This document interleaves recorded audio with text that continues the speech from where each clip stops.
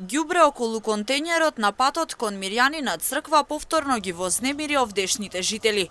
Вела дека ѓубрето постојано наместо во контејнерот завршува околу него.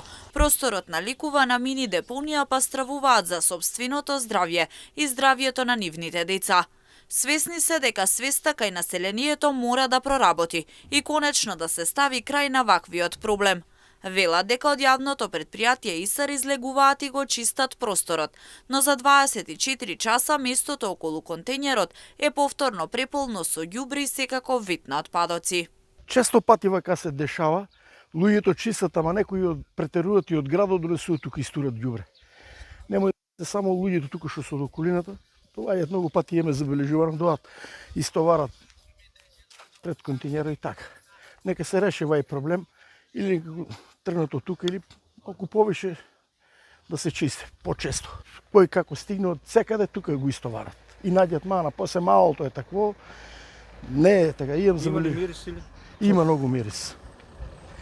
Мирис има, неподносливо е, некогаш и го палат навечер, па чура и не се диши дури, да ви кажам најпоштено. Јурза го сите фрлат тука надвор. Пред укантата никој не го фрлат, цело фрлат тука. Праќат децата со колички, се фрлат надвор. И не бива, имаме канти, ај ќе ги ставиме кантите, до утре ќе ги нема. Доваѓа да чистат, ама џаве, на кој? Само кантата ја зема, другото останува. Ако и тоа чистат, ама за 24 сата да го напуне.